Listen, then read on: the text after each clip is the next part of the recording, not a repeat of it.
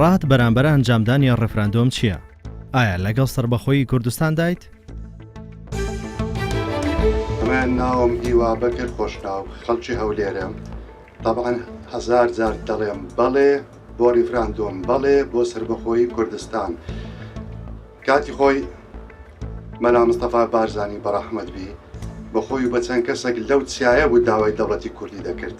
ئەوڕۆ جەنابی سەرۆک بارزانی ئەو هەموو دەوڵەتە لەگەڵیتی، میلەت هەمووی لەگەڵیتی، چۆن داوای دەوڵەتی سەربەخۆیی نەکات.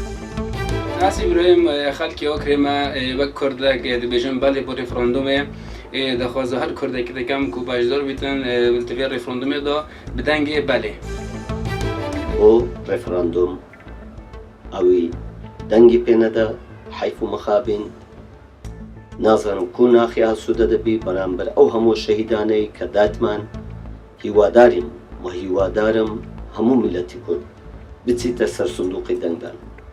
ئەو عنفەی نەفسێ با فڕێ بدەین، با بۆ خۆمان بچین دەنگ بدەین بۆ کوردستان، با بەرەو پێش بڕۆین نەک بەرەو پاش بڕۆین. ئەگەمە بێت و سەر بە عێراق بین هەر بەرەو پاش دەڕۆین. ئەس وەکی کوردێک دبارە ڕەفراندۆمێدا ئەس بینم مافێکی سروشتی و واجبی ملەتی کوردە کە هەر کەسێک بە ئەنوانی وەزیفەکی واجب سەر ملێ خۆ بزانیتن بۆ ئازادیە خۆیە بەیان، بۆ ئازادیە خۆیە سەربەخۆیی ڕەئیە بەلێ بۆ سەربەخۆیی بدەتەن.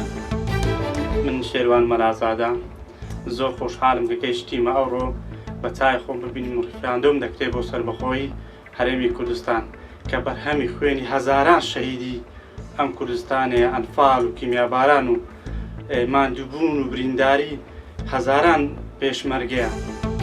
ئەس وەک تاکێکی کورد و خەڵکی ئەو کرێمە ناوێ عومەر دەنگی من بۆ ڕێفراندۆمێ دێ بەلێ بیتن، چونکی من جی وەکی هەمی وڵاتێنتی مافی سەربەخۆبینێ و دەوڵەتبینێ هەی تاکو سەربەخۆبین و دەوڵەتە کوردی ڕابگەهێنین و تووشی vê qeyronê nebîne ve û vê qeyronê derbas bin.